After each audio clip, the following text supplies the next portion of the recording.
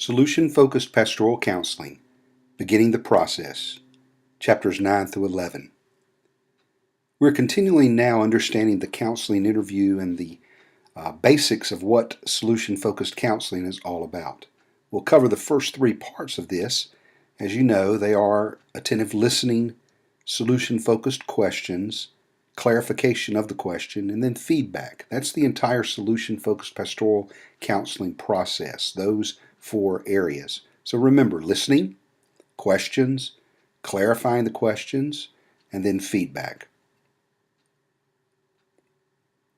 Listening is actually a search for clues. You're trying to understand exactly what your counselee wants. Again, you're not trying to discern it and tell them what they want. You want them to tell you. You want them to discover what's going on in their life so they can begin to find their own solution. Passive listening is when you're kind of formulating a response while the speaker's talking. You're just a know-it-all. Well, we don't want that. We want you to do active listening where you're beginning to mirror or paraphrasing what the individual's saying in order to confirm and to understand that this attentive listening evaluates and validates and allows you to help them understand that you understand. It's a little different than just a regular intake, but it's very similar. When you're listening, you're wanting them to know that you hear them. They're feeling heard. Listening is to establish that relationship. You want the counselee to know that you are listening, that you're seeking to help them to understand you love them and you want to minister to their needs. You're seeking to shift the focus more to their goals. You want to hear their anger, their pain, their hurts, their heartaches. And so you've got to listen with your eyes. You've got to listen with your ears. You've got to listen with touch. You've got to totally listen to the individual. Listening thus demonstrates fit. By that I mean you understand, you identify with their concerns. What you do fits the counselee's emotions. When you're demonstrating fit, that means that if it's something sad, you're crying. If it's something funny, you're laughing. You're not just staring at them. You're not just jotting down, but you're identifying with them and working with them.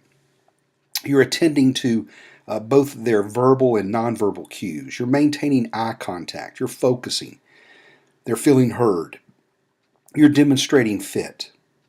Thirdly, you're giving encouraging feedback. You're standing alongside them to place courage into them. You want them to feel the hope that you're giving, that they understand you're hopeful, you're optimistic with them, you're positive, you're expectant. You're wanting them to know that you want to see change in their life, and you want to draw attention that it's going to be change. You're going to give them hope. You're questioning to highlight the change and using those focuses to help them understand that you're not trying to focus or force a solution, you're trying to focus on that solution.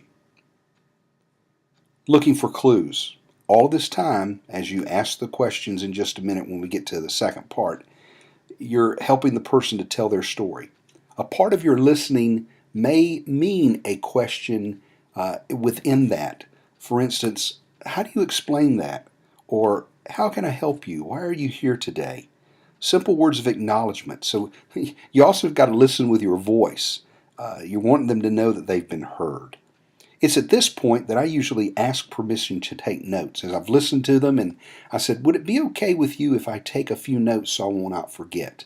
Reminding them that the notes are totally confidential, that your time together is totally confidential, that what they say to you will keep confidential, and what you say to them will be kept confidential unless either of you give permission to share.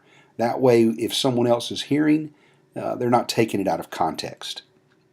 So, look on page 100 of your textbook, figure 9.2. This is a great little worksheet that I would suggest either typing up and printing you a few copies of it, or just writing it on a sheet of paper, or make your own interview worksheet where in this you'll have areas to begin to jot down the clues that you're getting as you're listening through this time together. Finally, you're waiting on an invitation. And by that I mean you're going to ask them the question, what do you suggest? Again, this is solution-focused pastoral counseling. We're allowing the counselee to tell us what they're looking for, what they suggest, Sometimes simple silence will be a time where they're going to feel the silence and invite you into the conversation. So, creative, active listening. Our second phase is questions. Now, questions, we're going to be highlighting changes that will be meaningful to them, but once you're invited into the conversation, you need to have and be prepared with some good questions. A lot of these I'll go ahead and write down before time. Uh, Being able to have a couple of lead questions. Now, sometimes they're going to change, but I'm going to allow them to know that I'm ready to hear them and ask them. So, for instance, as we begin to talk, we would call these recent change questions, would be some of the first questions you'd ask. Like, what have you noticed that is better since the last time that we spoke? Uh, and again, I always respond, hey, that's great. Or how do you account for the change? Now, these are follow-up questions after you've begun to move toward, you'll see this in the process of solution-focused pastoral counseling. You're asking them what kind of changes are taking place, and you're trying to show them and give them the hope that changes are taking place. So any recent change is a good change. Anything that's different that's helping them to grow is a good thing. Then you're going to be focusing on their future, future-focused questions. Uh, Alfred Adler calls this the question that's the most important one to ask, and I love to use this. If I had a magic wand, or if I had a magic pill, or a special pill, and it could change anything, what would be different? That's a future focus. That's helping to look toward the future. What would you like to see changed?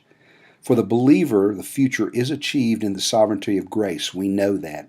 Romans 8:28 and 30 says, God causes all things to work together for the good.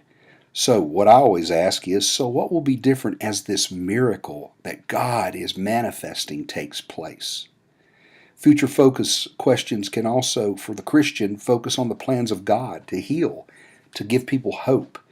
Other great scriptures, Colossians 3:2 and 3, Galatians 2:20, God causes things to change in our lives. Romans 6:4, Philippians 4:4 through 7, or 1 Corinthians 10:13, no temptation has overtaken you, but such as is common to man. And with each temptation, God will provide the way of escape.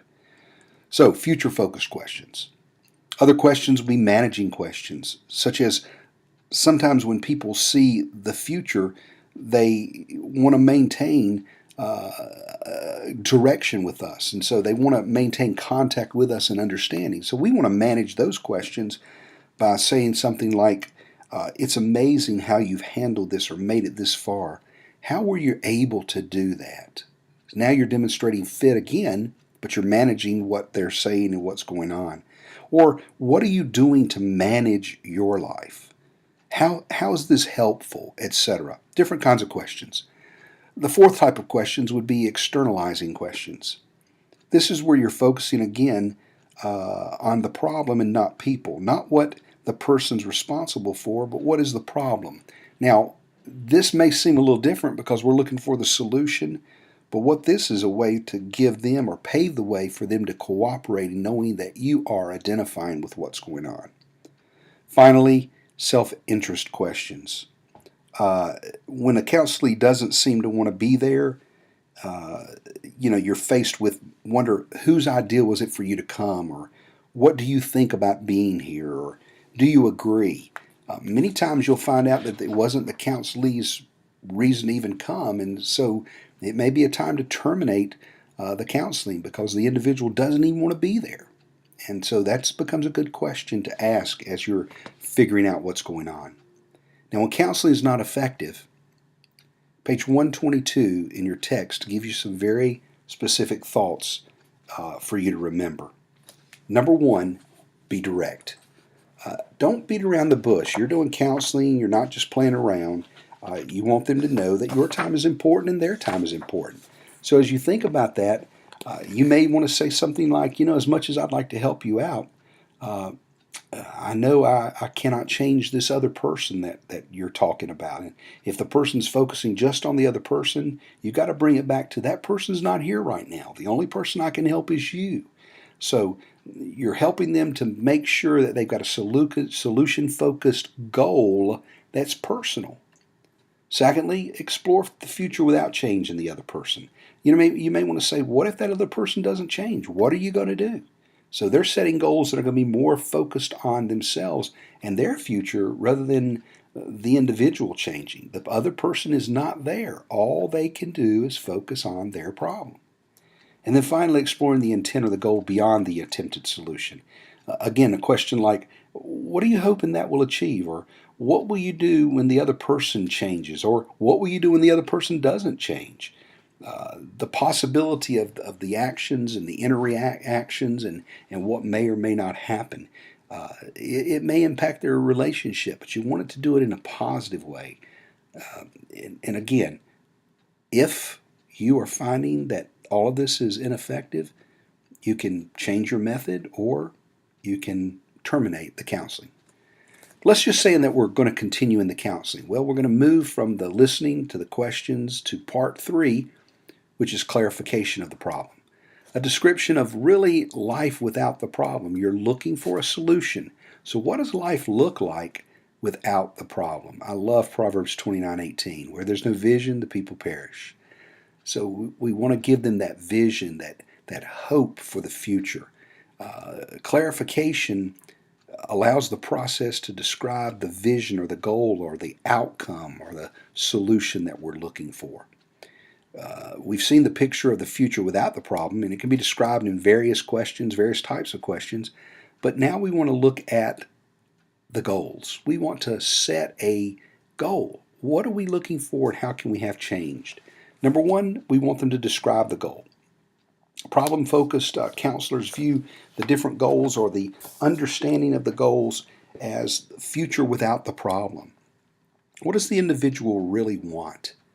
As we clarify the goals so that we can break this down into small, specific, action-oriented, reasonable, positive, contextual, interpersonal, interactional, pragmatic terms, and in other words, we clarify the problem in that, we begin to allow them to see life without the problem, a vision and a goal for the future. So we describe the goal. Then we clarify the goal. What does the goal look like? What does the solution look like? If we put a scale of 1 to 10, what does 10 look like? As you draw this chart out and you show them life with the problem as a number 1, and a number 10 would be, what would life look like without the problem? Let's clarify that goal. So then we begin to formulate what looks between 1 and 10. What does number 2 look like? Number 3, number 4. Let's formulate the goal. What will happen instead as we go through this? Let's be specific. Let's be exact. Let's be precise. And then secondly, how will you do this? What will it look like? How will you do this? How will you know that there are signs that this is happening? How do you know that this will be a smart goal that is specific, measurable, attainable, reasonable, and in what time frame? How do you know that? Then scale the goal. Again, as we talked about in the illustration in your text on pages 132 through 134 is excellent, where you're going to weigh or visualize what does success look like on a scale of 1 to 10. And then finally, our follow-up questions. How do we begin to understand the reality of what solution-focused pastoral counseling looks like? Now, let me review again. We're talking about listening, questions, clarification, and then the final that we'll talk about next week, feedback.